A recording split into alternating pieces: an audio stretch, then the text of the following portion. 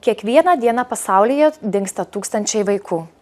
Vieni grįžta po kelių valandų, kiti po mėnesių ar net metų.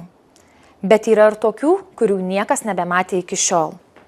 Jie tampa veidais plakatuose, nuotraukomis socialiniuose tinkluose, kartais tik prisiminimai šeimos albumuose.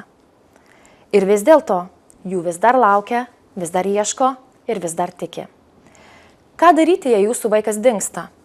Kokia pagalba suteikiama, kaip reaguoja teisėsauga ir kokie iššūkiai laukia šeimų, kurios ieško ne kartą, o galbūt net 10 kartų.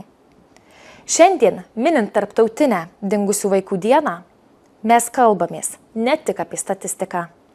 Mes kalbame apie procesus, apie žmogiškumą, apie tai, kaip galime padėti, kaip tėvai, kaip visuomenė ir kaip valstybė. Apie tai šiandien kalbamės su Policijos departamento Viešosios tvarkos biuro veiklos koordinavimo ir kontrolės valdybos patarėja Ramunė Girdauskienė bei dingusių žmonių šeimų paramos centro direktorė Arūnė Bernatonytė. Sveiki. Turbūt iš karto norisi pradėti nuo klausimo, kuris turbūt iškyla pirmiausiai susidūrusi su dingimo situacija. Visuomenėje egzistuoja mitai, jog dingus vaikui pagalbos į teisėsaugą galima kreiptis po 24 valandų. Ar galit papasakoti, kaipgi viskas yra iš tiesų? Atsakingai galiu pareikšti, kad tai taip tikrai nėra. Kreiptis į policiją galima visada ir jeigu jūs tik tai žinot, kad vaikui gresia pavojus arba sužinote faktą, kad jūsų vaikas dingo, jūs iš karto galite kreiptis į policijos pareigūnus, skubiuoju pagalbos numeriu 112 ir apie tai informuoti. Tai šioje vietoje galėčiau paminėti gal 2 atvejus, kai vienu atveju, kai jūs žinote, kad jūsų vaikui gresia pavojus ar įtarėte, nesvarbu, galite ir įtarti, tai nėra kažkokia taisyklė, bet jeigu jums neramu, jeigu jūs įtarėt, kad kažkas yra negerai, tai būtinai pirmiausiai skambinate policijai ir po to darote visus kitus veiksmus. Tačiau jeigu jūsų vaikas laiku negrįžo iš mokyklos, užtruko būrelį, arba jūs turit kažkokių kitokių problemų, arba vaikas turi, sakykime, kitokių problemų. Tai tuomet tikrai rekomenduojama, kad reikėtų vaiką bent jau pasiskambinti su vaiku, pasižiūrėti per socialinius tinklus, paskambinti draugam, nuvykti į vietas, kur vaikas būna. Tiesiog patikrinti informaciją, ar tikrai yra taip, kaip jūs įtarėte. Nes vaikui negrįžus iš mokyklos, tikrai nereikėtų skambinti policijos pareigūnam. Tai galbūt 2 tokie atskirimai, bet esant neramumui visą laiką būtiniausiai raginam skambinti 112.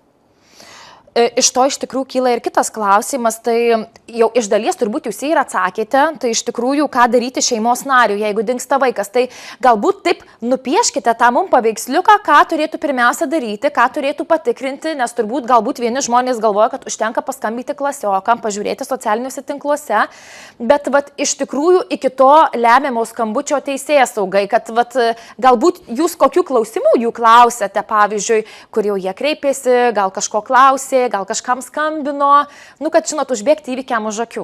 Nes, tas laikas yra labai brangus visų mūsų ir juo labiau, jeigu tas vaikas, įtariame dingimu. Tai galiu tik pakartoti tą patį, kad jeigu jūs įtarėt ir numatot kažkokią grėsmę, nebūtinai jinai turi būti realiai, užtenka tik įtarti, kad taip gali atsitikti, tai tikrai būtiniausiai pirmiausia paskambinkit policijos pareigūnams, o po to jau kartu pasižiūrėsim ir klausimus susidėliosim. Supratau, reiškia, jūs galite ir patarti turbūt, ar ne, žmogui, bet ką reikėtų padaryti, jeigu jis tų žingsnių nežino.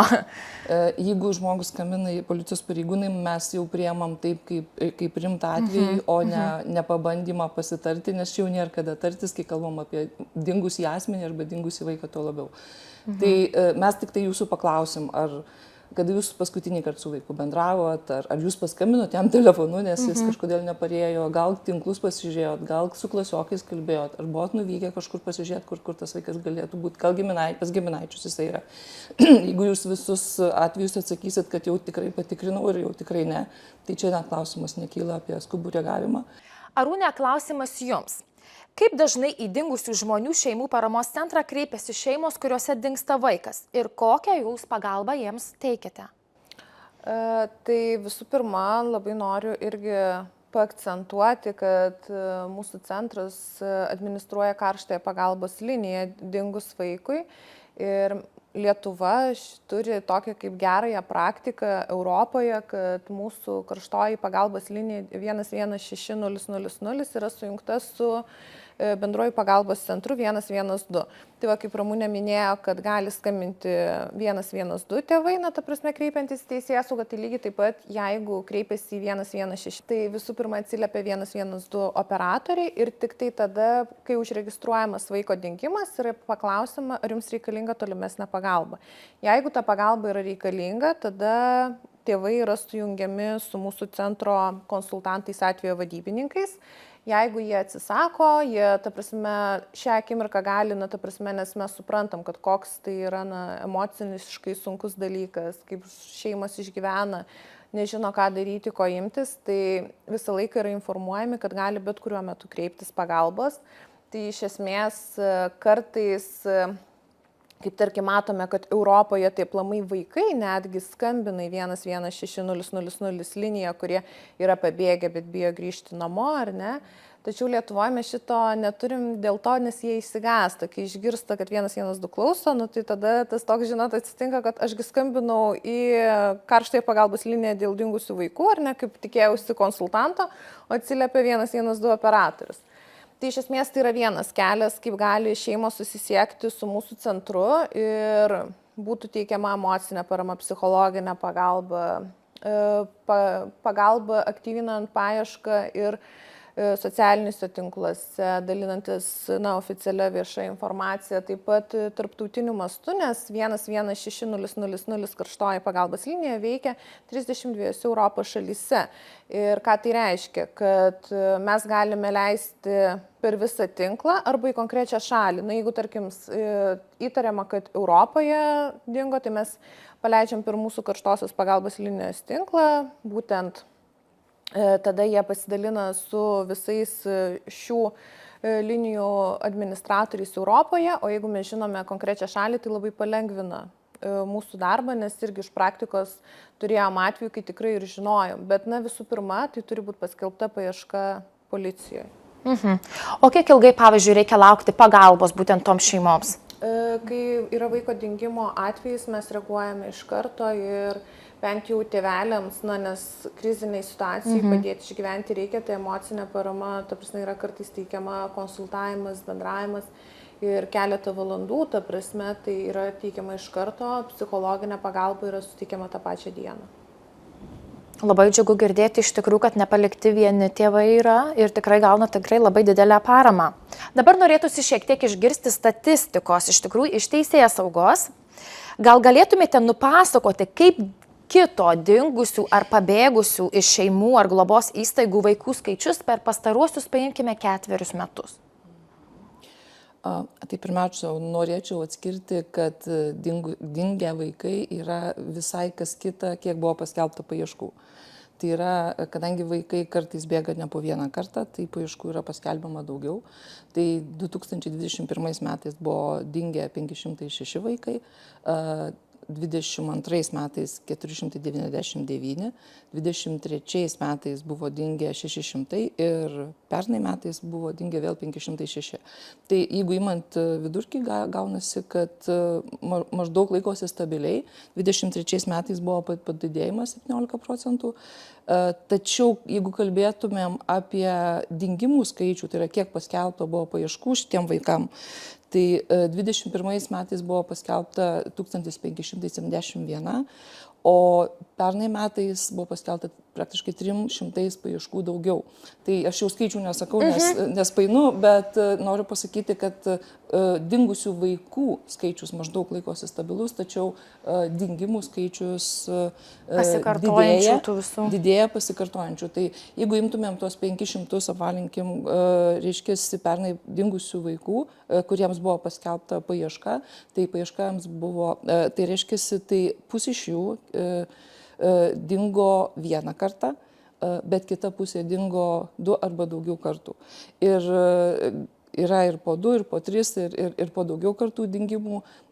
Kiti vadina juos bėgimais, bet mes vis viena kaip sakoma, skelbiam paieškas ir laikom juos dingusiais asmenims, nesvarbu, ar jie vieną kartą dingo, ar 2 kartus, mes ieškom jų vienodai, nes vaikas dingęs ir reikia imtis priemonių. Kaip tik ir norėjau klausti, ar yra skirtumas, kaip jūs teikite pagalbą, kai pasikartojantis yra tas dingimas. Tai iš esmės ne, vienodai reaguojate į... Tikrai taip, jeigu vaikas dingo, reiškia, jam gali grėsti pavojus, jis gali būti nesaugioje aplinkoje, jeigu jo apie tai mūsų informavo, mes jo ieškom lygiai taip pat. Ir kaip sakyt, kad ir tas 10 kartas jis galbūt gali būti lemtingas. Gali būti paskutinis, ar gali būti dar kažkokia kita nelaimė, nes tikrai pagal policijos duomenis, tai pabėgę vaikai arba dingę vaikai šiuo atveju daro ir teisės pažeidimus, gali būti įtraukti į nusikalstamų veikų padarymą. Tai, ta prasme, jie tampa tiesiog daug labiau pažeidžiami ir yra būtina juos surasti kuo anksčiau, kad jie būtų saugioje aplinkoje. Arūne, kaip jūs, kaip tiesiogiai dirbantys su bėgančiais iš namų jaunuoliais, matote vaikų dingimo arba pagrobimo situaciją Lietuvoje? 22 metais atlikome tyrimą, kurio metu ir buvo, ta prasme, palyginti rezultatai, kaip situacija atrodė prieš 10 metų. Tai yra, kai buvo darytas tyrimas 23 ir analizuoti duomenis, apklausti teisėsaugos atstovai ir kiti vaiko teisių apsaugos ir įvaikinimo tarnybos atstovai mūsų centro ir kiti suinteresuoti asmenys, būtent siekiant išsiaiškinti situaciją Lietuvoje. Tai mes ir matom, kad daugiau negu 90% yra vaikų pabėgimai iš namų.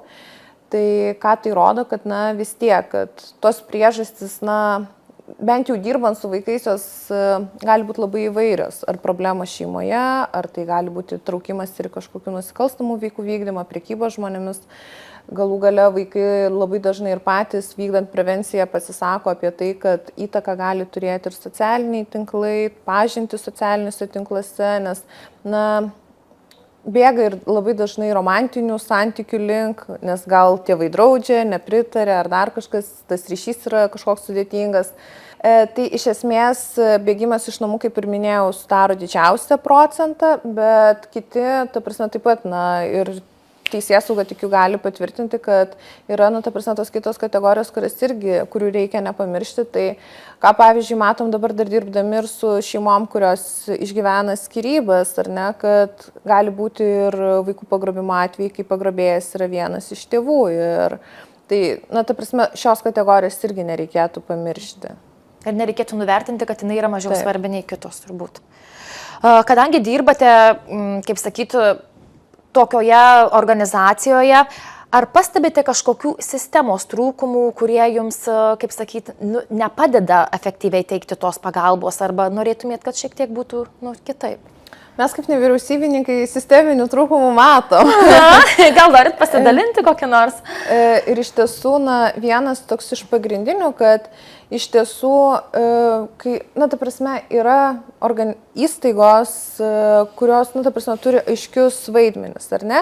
Bet iki nevyriausybinių organizacijų, ta prasme, atvejai patenka tik tie realiai, kur nukreipia arba jau kai yra praeinamas atvejo vadybos posėdis ir reikalinga pagalba, kurią gali teikti mūsų specializuoti, ta prasme, konsultantai, psichologai, terapeutai, nes, ne tik vaikui reikėtų pasiūlyti psichologą, yra labai daug kitokių pagalbos rūšių, pavyzdžiui, terapija, kur vaikas gal mieliau, ta prasme, ar paauglys sutiks nueiti, negu nueiti pas psikologą, nes labai dažnai girdim, kad jaunuoliai yra labai skeptiškai psichologų. Stereotipai toliau, kaip sakyt, vis dar klesti. Taip. Ir žinot, tas, kad mes manom, kad tau reikėtų eiti pas psichologą, tai ką vaikai pradeda maištauti, kad aš neįsiu, kodėl jūs mane verčiat ir panašiai. Tai terapija, kaip aš sakau, įvinioti tą paslaugą reikia labai gražų popieriuką, kad vaikas bent vieną kartą nueito, gal jam patiks, jisai užsikabins ir jisai mielai lankysis toliau. Tai va vienas iš, kad klausimas, kas vyksta, ta prasme, ar visi vaikai tikrai gauna paslaugas, ta prasme, kurių reikia.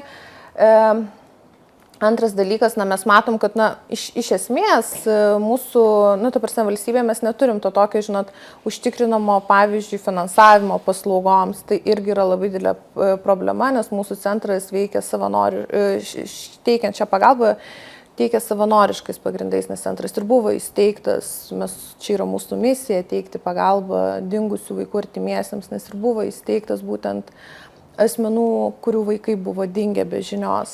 Jeigu neklystu, tai turbūt neužilgo 30-metį minėsit kaip centras, taip, ar ne? Taip, 96 metais pradėjome veiklą, tai kitais metais bus 30-metis toks, Nemažas laiko tarpas iš tikrųjų ir tai, ką darote, tai be galo prasminga.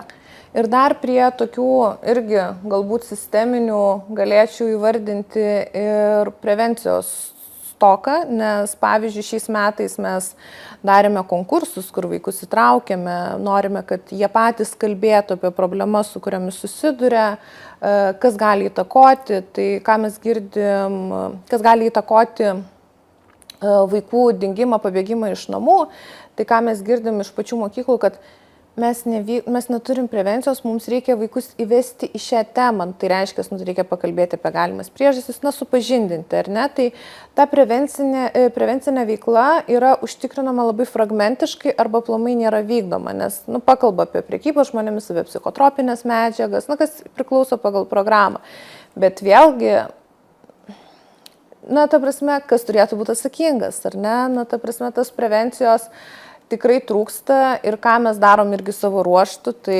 vykstame į mokyklas, kalbame su vaikais, darome interaktyvius žaidimus, kad vaikus įtraukti, kad jie galėtų kalbėtis. Rezultatą turim tokį, kad vaikai prieina po paskaitos, pasidalina, pasikalba, nes, tarkim, važiuoju, aš esu jiems visiškai nepažįstamas žmogus ir galbūt nepažįstamam žmogui šiek tiek lengviau. Ir tą kontaktą reikia jį vis tiek užmegzti kažkaip. Taip. O pavyzdžiui, iškilo toksai klausimas natūralus, jūs esate įsikūrę Vilniuje, taip? Taip. Ar taip pat, pavyzdžiui, vykstate į kitus miestus, į kitas mokyklas, ar jie jūs pasikviečia, arba galbūt jūs vykdote kažkokią prevencinę programą, kad jūs keliaujate pro Lietuvos miestų mokyklas tam tikras, ar, pavyzdžiui, kiti miestai galbūt turi filialus jūsų? Tai čia galbūt ateityje ir turėsime, gal plėsimės, bet iš esmės mūsų veikla nėra vien tik tai Vilniaus mieste ir Vilniaus apskrityje. Vėlgi, prevencinių veiklų irgi neturim to tokio kaip tęstinumo, užtikrinimo finansinių galimybių, tai ką mes darome, kad kadangi, kaip ir sakiau, mūsų misija, mes labai nuo to netitrūkstam, tai nežinau, važiuojam ten į kokį Kauną į susitikimą prie to pačio pasiūlom, kad mes galim pravesti prevenciją. Tai iš esmės, kad, ta prasme, mes esame tam mieste, kodėl nesureaguoti. Lygiai taip pat reaguojam, dėliojamės planą, jeigu yra kažkoks prašymas. Tik vėlgi norėčiau dar atkreipdėmėsi, kad būna atveju, kai kažkoks toks, įvyksta visuomeniai sujudimas, kaip pavyzdžiui praeitais metais buvo ar ne toks, ten vaiko pagrobimas ar dar kažkoks atvejis, tada sujuda mokyklos, prašau, atvažiuokit, mums reikia prevencijos, bet kai turim, tarkim, kaip patys siūlom, dažnai išgirstam, kad tai mes neturim šitos problemos, mums nereikia. Tai prevencija yra apie tai ne tada, kai kažkas įvyksta, o prevencija yra apie tai, kad mes turim padaryti 5 žingsnius prieš. Taip, kad tai neįvyktų, arba žinoti, kaip staigiai reaguoti, jeigu tai įvyko. Taip. Norėtųsi išgirsti nuomonę ir tokią pradėti diskusiją su jumis abiejomis. Matome, jog socialiniuose tinkluose visuomet dalinamasi informacija, jog dingo vaikas, dalinasi tėvai, įstaigos, organizacijos, kartais policija. Man ir žiūrovams iš tikrųjų tikrai įdomu sužinoti, kaip jūs vertinate tokią pagalbą. Ar visuomet jį yra naudinga, o galbūt kartais pasitaiko kažkokių dezinformacijos atvejų ir ji gali tapti žalinga. Aš tai norėčiau trupučiuką apversti jūsų klausimą ir pasakyti, kad ne kartais policija dalinasi, o policija dalinasi visada, kada mano reikalinga, kad reikia dalintis, prašo kitų dalintis, nes tai labai galingas įrankis, mes tikrai jį labai dažnai naudojam, turim socialinius tinklus su daug sekėjų ir tai labai duoda gerą rezultatą, nes turim atvejų, kai vaikai vienas kitam rodo, žiūrėk, tavęs ieško. Tai tikrai tai padeda, tai pagelbė ir kuo daugiau žmonių sužino, tuo didesnė tikimybė surasti vaiką ar netgi asmenį, nesvarbu. Tiesiog tai tikrai vienareikšmiškai yra gerai. Dėl dezinformacijos, taip, galima dezinformacija, galbūt net tuo pasidalinimo atveju arba nepaieškos atveju, nes į tai iki šiol tikrai labai rimtai reaguodavo ir nesulaukėm kažkokiu tokių pranešimų. Tačiau po to dažniausiai jau viskam pasibaigus, reiškia, yra sukuriami profiliai, netikri profiliai arba atvaizdai ir prašoma, ar tai materialinės pagalbos, ar tai asmens duomenų, ar tai užėjus šalia reklama, kad jūs čia tuoj pat uždirbsite 2 ir 3, visaip masinami žmonės, tai yra, iš principo yra sukčiaujama. Tai yra naudojamasi žmonių nelaimė ir yra vykdomi sukčiavimai, nuo kurių iš tikrųjų reikėtų saugotis taip kaip nuo visų kitų elektroninių sukčiavimų, įsitikinti dėl profilio, tikrai nevesti pinigų, tuo labiau neatskleisti duomenų, o jeigu yra toks poreikis, toks noras, tai tikrai rasti kitą būdą, kaip tai padaryti. Tai čia aš labiau norėčiau prevenciją dar ir šitoj vietoje, kadangi sukčiavimo atveju yra labai daug ir tikrai sukčiai išmano savo darbą. O sakykit, kaip, pavyzdžiui, yra užtikrinama vaiko duomenų apsauga po to, kai jis jau yra surandamas? Policija oficialiai prašo žiniasklaidos atstovų, kad jie išimtų visą informaciją, kuri buvo dalintasi. Ir iki šiol neturėjom problemų, visi žiniasklaidos atstovai tikrai išimdavo, ištrindavo visą informaciją, kad ir paskutiniu atveju, kai pagrobta Kaune mergaitė buvo, netgi pastebėjom atvejį, kad asmenys ne tik dalinasi aktyviai ir padeda ieškoti, bet ir taip pat trina ir viens kitą ragina ištrinti tas žinutes iš socialinės erdvės, kad nebūtų vaiko atvaizdo, kuris tikrai neturėtų ten būti. Tai mūsų patirtis tokia. Arūne, gal kažką turėtumėt pridėti prie Ramunės pastebėjimų, tokių įžvalgų tikrai labai rimtų? Taip, aš norėčiau iš nevyriausybinės organizacijos pusės pridėti mūsų patirtį. Tai iš tiesų mes matom, kad socialiniai tinklai iš tiesų yra labai reikšmingi, suaktyvinant tą paiešką nepilnamečio, nes net galiu pasidalinti atveju, kuris buvo praeitais metais, kai mūsų centras anksčiau buvo įsikūręs Žaliųjų ežerų gatvėje ir, ta prasme, daugumas tiekėjų buvo iš to regiono, ar ne? Ir situacija tokia, kad susisiekė 11600 linija tėveliai, paprašė paviešinti informaciją, nes iš ugdymo įstaigos mergaitė turinti negalią išėjo, ta prasme, nežinau, kaip ten visas tas procesas vyko, bet jinai tiesiog išėjo nesulaukusi, kada atvyks mama pasiimti. Ir tėvai atvažiavo, mergaitės ugdymo įstaigoje nėra ir ką daryti, kreipėsi teisėsauga, buvo paskelbta paieška. Bet tiesiog, kaip pasidalinom savo socialiniuose tinkluose, realiai per valandą laiko su mumis susisiekė, kaiminystėje ten gyvenanti moteris, kuri priglaudė tą mergaitę, kuri klaidžiojo tiesiog gatvėje ir nežinojo, su kuo susisiekti. Tai, ta prasme, pamačiusi, nes jinai sekė mūsų profilį Facebook'e, jinai pamačiusi tą žinutę, tiesiog susisiekė ir ta mergaitė, ganėtinai greitai grįžo namo.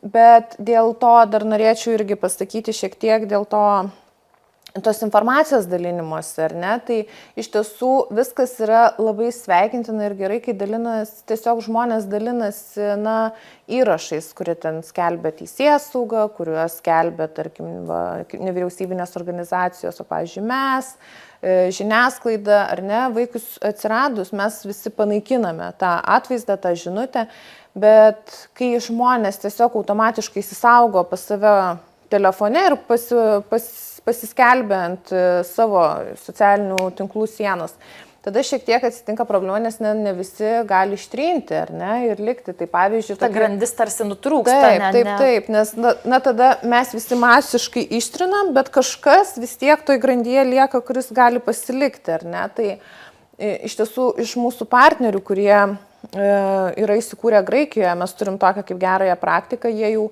turi net informacinių technologijų priemonės, kurios, ta prasme, automatiškai ištrina iš visų socialinių tinklų su vaiko atvaizdu, asmens duomenimis susijusią informaciją, kai vaikas yra randamas. Tai, ta prasme, čia, manau, toks, sėkmės atvejis yra tokia turima priemonė. Matome, jog žmonės suaktyvėja ne tik socialiniuose tinkluose, dalindamiesi nuotraukomis arba informacija, bet taip pat eina ir į fizinį kontaktą, į fizinę paiešką. Gal galėtumėt papasakoti plačiau savo patirties? Taip, šitą suaktyvėjimą stebim ir policija ir jau ne pirmi metai. Be to, kad mes turim partnerius, tai Raudono kryžiaus atstovai, K9 su šuniukais padeda po visą Lietuvą, tikrai važiuoja ir ieško, policijos savanoriai arba rėmėjai policijos, tai visi tie žmonės, kurie ateina, pamatę žinutės socialiniuose tinkluose, prisijungia, gaišta savo laiką ir kaip šalta ir kaip nešalta. Ir tikrai ir Kaune paskutiniu metu buvo keletas atvejų, kur buvo tikrai skaudus ir per Lietuvą nuskambėję. Žmonės renkasi ir tiesiog būriuojasi, jie ateina, juos reikia suvaldyti, su jais kalbėti, instruktuoti, ką jie turėtų daryti. Tai toks reiškinys mano praktikoje tai labai labai džiuginantis, nes anksčiau, prieš kokią 10 metų, aš tokio reiškinio tikrai nesu stebėjus, bent jau savo patirties ir savo praktikoje. Dėl to tikrai labai nuoširdžiai norėčiau padėkoti visiems žmonėms, kurie padeda dingus vaikui, dingus asmeniui, supranta šeimos skausmą šitoje vietoje ir gaišta savo brangų laiką. Ramunė, sakykit, gal galit papasakoti, kaip iš tiesų veikia sistemos, kuriomis dalyjamasi informacija apie dingusį vaiką su visuomenė. Yra tokia sistema Amber Alert. Kas nežino, tai yra dingusių vaikų paieškos sistema. Tai norėčiau jūsų paklausti, paprašyti tiksliau, kad papasakotumėt plačiau, kaip jinai veikia, kokios jos funkcijos ir kas už jos slypi iš tikrųjų. Amber Alert, Facebook galima pridėti, tai yra Facebooko teikiama paslauga vaikų dingimo atveju, kada jie gali paskleisti informaciją patys 200 km atstumu nuo tos vietos, nuo kur dingo vaikas. Tačiau jie to nedaro, kada kas užsimano ar panašiai, ten yra griežtos sąlygos, teisėsauga gali kreiptis, ir tada yra viešinama vaiko nuotrauka su paskutinė informacija ir jinai yra atnaujinama. Be abejo, tą informaciją gali gauti tik Facebook vartotojas ir tik tai įsijungęs vietos nustatymo funkciją, kadangi 200 km turi būti nuo kažkurios tai vietos. Tai jeigu trumpai, tai veikia taip. Tačiau ten taip pat yra tos griežtos sąlygos yra tame, kad vaikui turi grėsti jau reali grėsmė, turi būti įtarimas arba žinoma, arba įtarimas, kad galbūt yra trečių asmenų veika tyčinė kažkokia vaiko atžvilgiu, tai jis pagrobtas, nužudytas, sutrikdytas sveikata ar kitokie jau sunkius padarinius turintys atvejai. Kokie yra, pavyzdžiui, tam tikri kriterijai, kad tikrai būtent toje sistemoje gali būti patalpinta? Ar kažkokia yra komisija, kuri tai nusprendžia? Ar čia teisėsauga nusprendžia, kad iš tikrųjų, kaip minėjot? Taip, sprendžia teisėsauga, tai yra tyrėjas, tyriantis bylą, jisai nusprendžia, ar yra, kaip sakoma, poreikis skelbti šitą informaciją. Policijoje yra nustatyta tvarka generalinio komisaro įsakymu, kaip tai vyksta nuo pirmos grandies iki paskutinės, kuri informuoja Facebooką ir jinai veikia labai greitai, nes tam ir reikia labai greito veikimo. Taip. Pas mus alertas veikia Lietuvoje nuo 2018 metų. Pirmą kartą jisai buvo panaudotas 2023 metais, turbūt visiems gerai žiniasklaidoje žinomas atvejis, kuomet tėvai pagrobė savo vaikus iš vaikų globos įstaigos ir norėjo išsivežti. Tuomet buvo šita žinutė paplatinta, bet tai buvo vienintelis atvejis, kada Facebook šitas alertas suveikė. Įsivaizduokime, jog vaikas jau sugrįžo į namus. Kas vyksta toliau? Ar džiaugiamės, kad vaikas sugrįžo ir, kaip sakyt, mums nukrito nuo širdies akmuo? Ar mes iš tikrųjų suprantame, jog vaikas patyrė labai didelę krizę ir jam reikalinga specialistų pagalba? Ar yra būtent tam sugrįžusiam vaikui teikiama kažkokia pagalba? Tai gal aš pradėsiu. Taip. Nežinau, gal teisėsauga norės kažką dar pasakyti. Tai visų pirma, aš labai norėčiau pradėti ir nuo to, kad ne tik vaikui turi būti teikiama pagalba, bet ir šeimai, ar ne? Netgi ir kitiems įstatyminiams atstovams taip pat, nes netgi, globėjai, jie irgi kartais nežino, kaip reaguoti, ar ne, ką daryti, kaip padėti vaikui išgyventi gal krizę, ar šiaip bandyti įsiaiškinti, kodėlgi vaikas, tarkim, pabėgo iš namų, ar ne. Tai visų pirma, norėčiau tiesiog taip, nupiešti tokį paveikslą, kaip realiai būtų pats, mano manymu, tvariausias, ar ne, pagalbos teikimo mechanizmas, kad netgi tada, kai vaikas bėga daug kartų iš namų, ar ne, tai visų pirma reikėtų paruošti tėvus priimti vaiką namo. Nes kas gali būti, kad tėvai gali, vaikas galbūt bijo grįžti namo todėl, nes bijo, kad tėvai nubaus. Nubaus dėl, nežinau, ten blogo elgesio, dėl to, kad pabėgo ar dar kažko. Ir tada susiduriam su sunkumais, kad, jisai grįž, tikėtina gali rytoj vėl pabėgti, ar ne? Nes jeigu tėvai nubaus, tai kas, jokio rezultato, tai bus ne džiaugsmas, ne atviras pokalbis, o tiesiog, bausmė. Lygiai taip pat grįšiu dar prie gerosios praktikos iš užsienio, nes, atsivežiau tokį, kaip įkvėpimą, ar ne, kad tas modelis veikia Graikijoje, pavyzdžiui, tai iš esmės, kol vaikas yra pabėgęs, jisai gali bėgti tam tikrus centrus, ar ne ten kurį laiką apsistoti, kol jis sprendžia kažkokius krizinius momentus, tai su juo dirba tada specialistai, psichologai, psichoterapeutai ir kiti specialistai. Ir tuo pačiu metu gretutinai yra dirbama su šeima, kad vaikas galėtų grįžti atgal. Ir kad jis nebūtų baudžiamas, teisiamas ar dar kitaip linčiuojamas už tai, kad jisai pabėgo, ar ne? Tai visų pirma, tai tas pagalbos teikimas turėtų būti visai šeimai. Galbūt yra kažkokie konfliktai ir galbūt reikalinga šeimos terapija, ar ne? Nu, tai visokių gali būti priežasčių ir, plėstis aš labai nenoriu apie kiekvieną atvejį atskirai, bet esmė tokia, kad pagalba yra reikalinga tiek po vaiko grįžimo namo jam ir šeimai. Tai taip rezumuoja. Aš kaip ir suprantu, net ir tas tarp institucinis bendradarbiavimas turi taip pat vykti šiuo klausimu. Komunikacija, kaip ir minėjote, jeigu globėjai nežino, ką daryti, tai yra irgi ir globos centras su savo tam tikrą pagalbą. Ir jūs, kaip susidūrė tiesiogiai su ta problema, tai čia yra beproto didelis ginklas iš tikrųjų. Ar teisėsauga vykdo kažkokią funkciją, ar ties vaiko radimu jūsų darbas čia ir užsibaigė? Galėčiau pasakyti labai trumpai, kad užsibaigė, bet radę vaiką mes taip pat irgi aiškinamės, kokios buvo priežastys, ar jis nebuvo įtrauktas į nusikalstamas veikas, ar jo atžvilgių nebuvo padaryta nusikalstamų veikų. Ta prasme, žiūrim, kad vaikas būtų saugus visus atvejus ir tada perdodam, gal tiesiog sakant, vaiką teisėtiem atstovam arba vaikų teisų atstovam, kadangi ne visuomet vaikas grįžta į namus, yra visokių situacijų, bet mūsų atveju pirmiausia mes įsitikinam vaiko saugumu ir ar jo atžvilgiu nėra padaryta nusikalstamų veikų. Tai mums pats svarbiausias dalykas.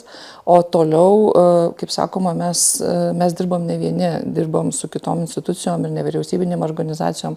Toliau yra, kaip sakoma, visa kita pagalba, kuri teikiama vaikui, tas tarp institucinis bendradarbiavimas, kuris šiandien dienai toks ir, kaip netgi sakyčiau, suaktyvėjęs šioje temoje. Ir labai džiugina, kad jis vis kiekvienais metais matome mes jo daugiau, šeimoms daugiau pagalbos, vaikams daugiau pagalbos, ko tikrai reikia.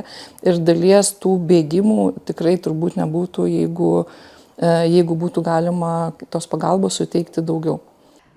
Keliaujant lik pabaigos, norėtųsi paklausti jūsų, Arūne, kaip centro direktorės. Kokius prevencinius renginius vykdote, jūs jau šiek tiek apie juos kalbėjote, bet ir mes taip pat girdėjome nemažai apie pagalbą vaikams, bet kokią konkrečią pagalbą arba prevenciją jūs vykdote šeimoms? Tai taip, aš jau pradėjau kalbėti apie prevenciją vaikams, ugdymo įstaigose, jaunimo centruose ir kitose, neformalių ugdymo įstaigose. Bet iš esmės, ką labai matome ir girdime iš pačių vaikų, kad ta prevencija, netgi, kažkoks elementarus prevencinis pokalbis labai retai vyksta šeimose. Ir jeigu, tarkim, vedu paskaitą 30 vaikų, tai tikėtina, kad apie 3, maksimum 5 pakels rankas, kai paklausiu, kas iš jūsų prevenciškai kalba, tėvai. Ką tėvai pasakoja prevenciškai apie saugumą, apie, ką daryti, į ką atkreipti dėmesį ir kitus visus dalykus. Tai čia, manau, tas pats pirmas laiptelis ir yra, kad prevencija ir tėvams, ir kitiems įstatyminiams atstovams turi būti vykdoma. Tai tokią patirtį turim praeitais metais, tai pradėjom 10 Lietuvos savivaldybių vesti prevencinius susitikimus su tėveliais. Labai ir kitais įstatyminiais atstovais, tik tai labai matome, tokį pasyvų įsitraukimą. Nes priežasčių, kodėl neateiti į paskaitą, gali būti N. Geras oras, blogas oras, tai aš pavargus po darbo, nuotoliu prisijungti, gerai prisijungs daugiau, bet vėlgi kameros išjungtas, girdisi, kad fone žmogus, jeigu įsijungęs kamerą, kažką veikia, ten televizorių žiūri ar dar kažką, galbūt prisijungsiu dėl pliusiuko, ar ne? Tai vėlgi, tai kalbama ne apie pliusiuką, tai kalbama apie vaikus, apie jų vaikus ir apie tai, kad nebūtų, šiuo metu mes turim dabar viešinimo priemonę, va šią tinklalaidę, ar ne, kad tėvai gali tiesiog pasijungti, pasiklausyti ir žingsnius, va labai daug Ramunė paminėjo, ką reikėtų daryti, kaip reaguoti, ar ne, bet vėlgi, kad tiesiog reikėtų ir tėveliams ne tik žinoti, tą tokį kaip vadinamą algoritmą, ką aš turėčiau daryti žingsnį po žingsnio, kad, kuo greičiau galėtų mano vaikas grįžti namo, ar ne, bet vėlgi yra apie tai, kad kaip aš galėčiau prevenciškai su vaiku kalbėti, kad man net nereikėtų to daryti, ar ne?